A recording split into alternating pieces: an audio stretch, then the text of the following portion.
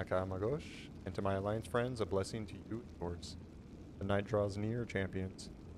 It is time to let the day's adventures end and rest begin. Start by winding down with some folk and fairy tales of Azeroth. This is a collection of short stories throughout Kalimdor and the Eastern Kingdoms. Today we are going to start with Eyes of the Earth Mother by L.L. McKinney. It is said that in the time before time, and the age before memory, before Azeroth had the brightness of day and the darkness of night to mark her steps, the Earth Mother spent her waking hours roaming the vast emptiness of the world. Alone, she braved the shadows and the whispers that rose from the depths. She heard the Old Ones speak their deceptions, but she could not be swayed. Still, she had cause to worry, for she was with child and knew she could not labor with nothing to safeguard her newborn children from the creepy deep. She journeyed on, searching for a place where she could safely give birth to the light of her heart, away from corruption. Finding no such sanctuary, she decided that she would craft a haven herself, and so she set about the tasks of shaping the world. She cupped her hands to form the land. She bent her back to raise the mountains, and pricked her fingers upon their peaks. Where her nails grazed the stone, sparks rose, hot and wild. Her fingers cut grooves into the earth, and from them flowed the first waters. Soon great seas and oceans stretched before her, rushing to chase the newly formed rock and fires at the shore. Water, earth, and flame beat against one another, none of them yielding. The Earth Mother laughed at the antics of her creation, and from her breath were loosed the winds. They cut across the lands, whipping up, laid dust. Gently, the Earth Mother bid them, but the winds were overeager and restless, and so she knelt to show them how to lighten their touch. Like this, she sighed upon the shining fog that now rested along the ground and sent it spiraling into the heavens. The mist rose until they could go no higher, curling white and wispy at first, soon thick and gray. When the clouds could hold no more, the skies opened up and the first rains fell. The earth eagerly drank this bounty, and in return offered up the grass, the brush, the trees and the forest, the swamps and the jungles. Winds, having learned their lesson well, played softly through the vines and branches over the flowing glades, dancing in delight. The Earth Mother gazed over these works in wonder and called the elements by name. She gave names to the newborn rivers. She played games with the winds as they raced across the open plains. She lay against the still young mountains to speak at lengths with the stone. And oh, how she loved to stretch her arms towards the heavens and feel the stars kiss her fingertips. All the wilds were her creation, her place of peace, her sanctuary. You will make fine companions for my children, she said to the elements. The Earth Mother grew to love the elements, and they loved her, so much so that when she asked for warmth, the mountains poured out their molten hearts for her. When she was parched, the skies opened up, the water dappled the ground. When she wished to hear music, the rivers whispered and the flames roared. Everything was new and radiant, brimming with her essence enough to keep the darkness of the deep at bay. Now, she decided, I can bring forth my children. And so the Earth Mother knelt upon the golden plains. The ground cradled her body. The rivers cooled her brow. The mountains provided shelter, and fire beat back the dark. There she labored, provided for, cared for, until finally, from her womb came the first light of day, radiant and glorious. Then came the second, gentle and luminous. And she whispered to the first child, my son, may you bring life, burning and bright. And Musha, she said to the second, my daughter, may you bring rest, tranquil, and swift and eager, the winds carried news of the newborn across the lands and sea, and the elements rejoiced as they gathered near to bask in the light of the twins. Anshi and Musha, they had been named. Sun and Moon, the elements called them. Over time, the twins grew close with their mother's many creations. Anshi could wield fire's light and warmth as his own, and Musha danced with the many waters of the tides. Anshi made steadfast friends with the mountains, and Musha shared secrets with the winds. The twins grew steadily in their power, soon able to see the elements themselves. So strong was their bond that the twins were able to use the might of the elements to forge weapons so that they might spar and play. Dual blades for Anshi, and a bow with arrows for Musha. This brought the Earth Mother joy immeasurable. With soft words and tender touches, she walked her children through the ages, hand in hand, showing them the secrets of this infant land, marveling at their play with each other and with the elements themselves. This, she saw, was good. Yet, the Earth Mother was ever watchful, ever vigilant. Her dear children were still young, still vulnerable to the corruption that lurked in the depths. The elements kept the shadows at bay as best they could, but still the Earth Mother worried. She stood guard over the twins always, never sleeping, never looking away, always keeping them close, even with their element guardians so near. Eventually, the work of creation and giving birth, and then of her ceaseless watch, began to tire the Earth Mother. She grew weary and knew that she would soon need to rest. But fear ate at her still. How could she sleep and protect her children? How could she keep them close, keep them safe from the darkness? Remembering how the mountain had sheltered her while she labored, the Earth Mother took up her twins, the sun and the moon, and pressed them into her eyes. As she did this, first with Angie, the light of day faded, and the world finally knew night. The peace and calm that fell over the land soothed the Earth Mother's spirit. Sun and moon, night and day. Now I will always see thee, my children.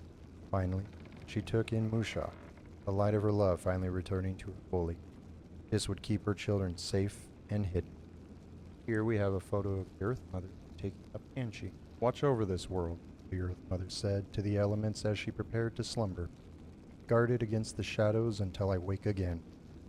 So, the Earth Mother slept while she nurtured the sun and moon, as she had when she carried them, resting first with one eye shut and then the other. She kept one always open, for so great was her children's power, their light, that it could no longer be fully contained. This restless watch, where she was never fully asleep, denied the world the warmth that Anshi had learned to wield. As cold crept across the land, capped the mountains in ice, and froze the rivers. When the rain came, they fell in the first snows of winter. Musha's power were diminished by her mother's rest, and without the moon to guide the winds through their dance, they whipped up in storms and blizzards. When the Earth Mother had rested enough, she opened her eyes onto this altered world.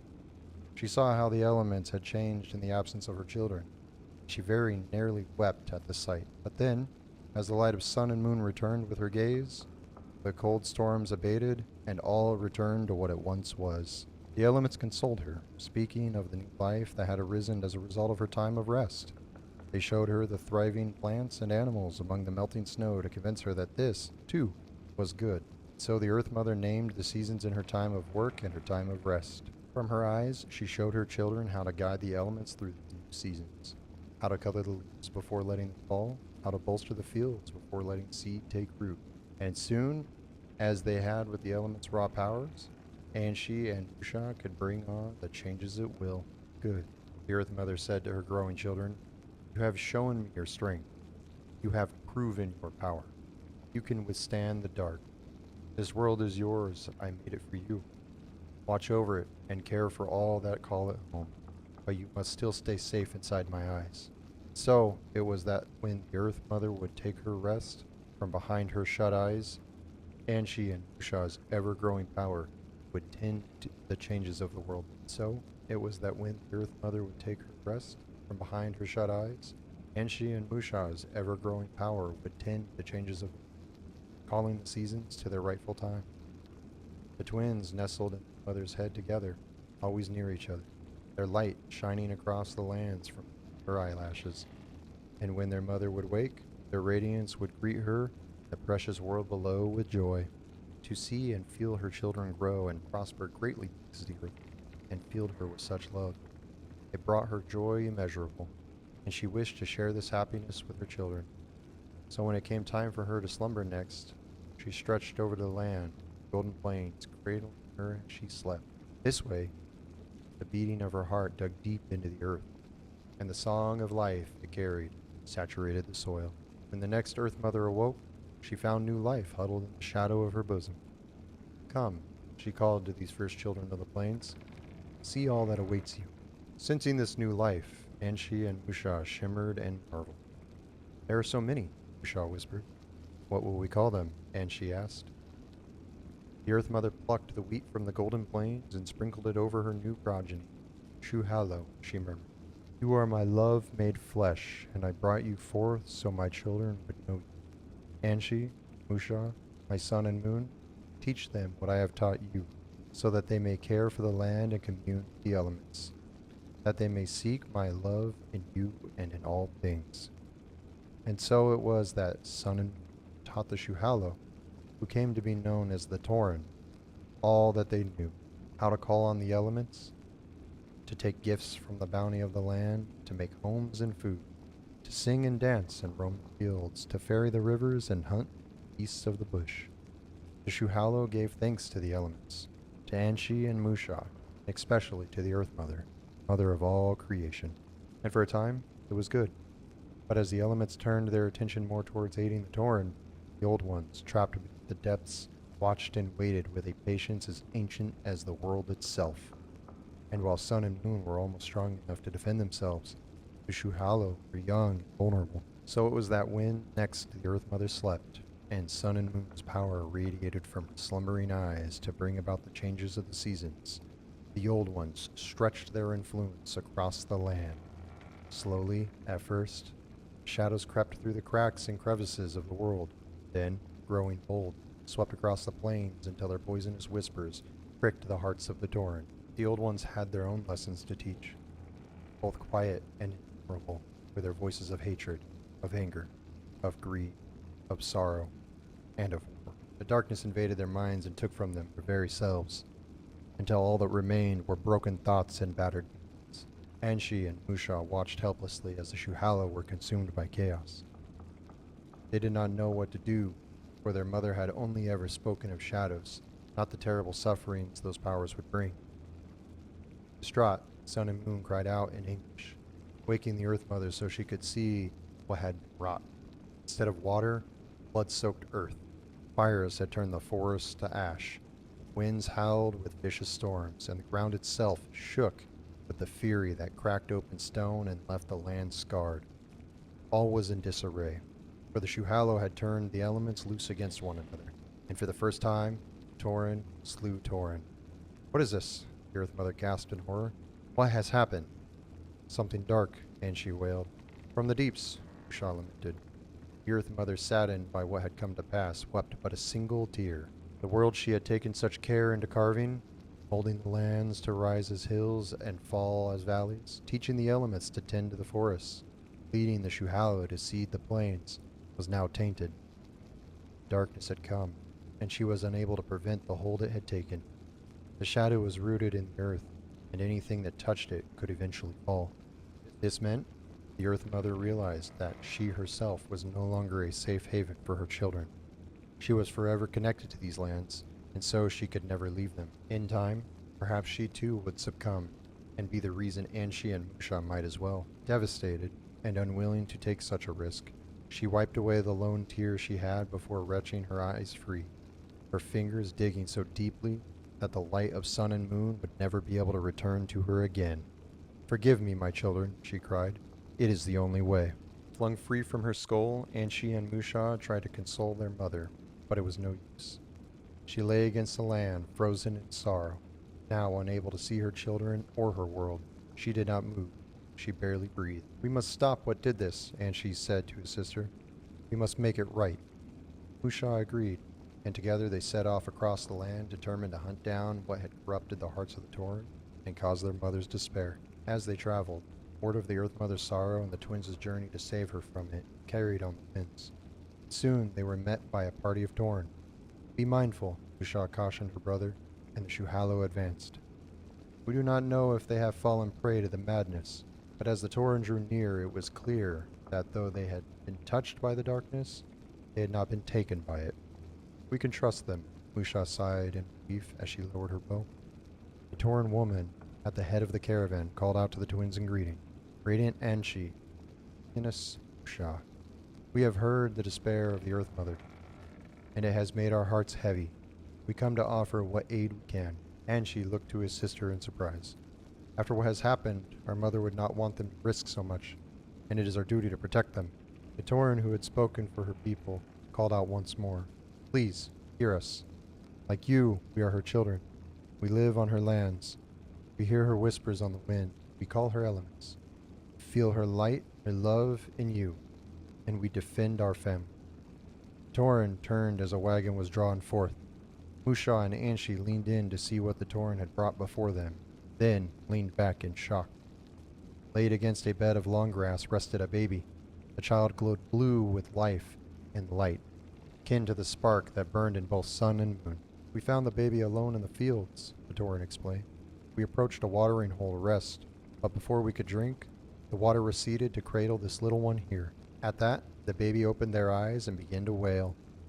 The sound bore into the twins and pricked them in the same way as their mother's sorrow. That is when they recognized the child for who they really were. The single tear their mother cried had fallen to the earth, and from it had sprung another life. Musha took up the child in her arms, and the babe quieted. They are our mother's light, she said to her brother. They are our family. What shall we call them? He asked, poking at the newborn curiously. Mother will know, Musha explained. Let us take them back to her. What of the shadows? As the last word was uttered, a stillness fell over the plain, a silence most unnatural. And she readied his blades. Musha drew her bow. Together they waited and listened, guarding the Tauren and the babe. And then the shadows struck. The darkness was like a beast, reaching with slithering grasp, seeking to tear and sunder. And she stood strong as the mountains and fought the ferocity of fire. Musha evaded quick as the wind, flowing in and out of shadows, reaching like water. The Tauren called forth the elements to aid in the battle. Where the light of the sun's blade burned, the shadows retreated. Where moon's glimmering arrow struck, the whispers evaporated. Together, sun and moon began to beat back the darkness that threatened to choke the land, the summoned elements chasing it back towards the recesses of the world. We are winning, Anshi cried, raising his sword to the sky. He did not see the reaching shadow until it was too late. It lashed out, aiming for his heart. Brother, Musha loosened an arrow. Found its mark, cleaving the darkness in twain, but not before Anshi was struck. He fell, gasping at his side, his blood welling between his fingers. Musha threw herself down beside him, and sought to bind his wound with water and wind, but no matter what she did, he continued to bleed. This wound is too great, she said. I cannot heal it. Maybe our mother can. Do not leave me, sister, Anshi begged. I will not. She stayed at his side, and instead sent her plea on the wind. When the Earth Mother heard of her children's peril, she shook herself loose of her grief. Great was her sorrow, but her love for Anshi and Musha was deeper still. She could not see the way, but the waters called her name, and she followed. The winds pulled at her hand, guiding her swiftly to find her son. Anshi, she called. Musha! Mother! Moon reached for the Earth Mother's hand, pulling her to her side. Anshi is hurt. When the Earth Mother knelt beside the twins, her fingers found her son's face, and were wetted by his blood. I cannot close the wound, Musha cried. But you are keeping him alive. The Earth Mother hugged her children, relieved to have found them and surprised to find they were not alone. Musha presented the babe to her mother. Shuhalo found them lying on the plain, crying out as you did, birthed from your tear. The Earth Mother held the little one in her arms and was pricked by the light of joy once more. Though Sho, do not despair. As she rocked the baby, she asked her children what had become of the darkness. We drove it back for now, Anshi answered. But the Shuhalo are still not safe, Musha said. It will return any moment. What are we to do? Anshi is wounded, and I cannot fight. For if she and her healing light strayed too far from her brother, he would surely die. The Earth Mother turned towards sun. Though she could no longer see, she remembered clearly the vastness of her creation, the wonder and life, the destruction in the wake of the shadow that had come to devour it. You are right, the Earth Mother finally said, her voice heavy with sadness, for she knew what must be done. Shuhalo, I, Shuhalo, are free but tainted. They will draw the shadows to them unless I do something to contain them. Mother, no, the twins protested, but she quieted their storm, as she had with the elements long ago. I must, and you must take to the heavens, forever this time, for there you will see all. From there, your light will chase away whatever traces of shadow I cannot hold. Anshi, do not stray from your sister. Stay in her sight always so she may tend your wounds. Musha, follow him closely. You will be his secret strength. The Earth Mother touched her nose to the children in her arms, then pressed Losho into Musha's hold. Take them with you. They are young yet and untouched by the darkness. Teach them, my children. Teach them the ways. Teach them to care for and protect the Shuhalo and this world as I have taught you. And let them know that they have my love. You all do. The Earth Mother hugged her children close to her one last time. She kissed their faces as she had when they were younger. Take care of each other and have courage, she said when they began to weep, for I am with you, as I am with all of my children, always. And so sun and moon returned to the heavens, taking with them the new babe. Her heart heavy, but her conviction firm, the Earth Mother called to the elements to her for the final time. She summoned the rage of the fires, rush of the winds, the strength of the stones, the push of the water. They came to her, and with their aid, she stretched herself across the world. She bowed to embrace these lands one last time. She threw her arm wide to lay paths for the Shuhalo to follow. She bent her ear to hear the wind as they carried the prayers of her children.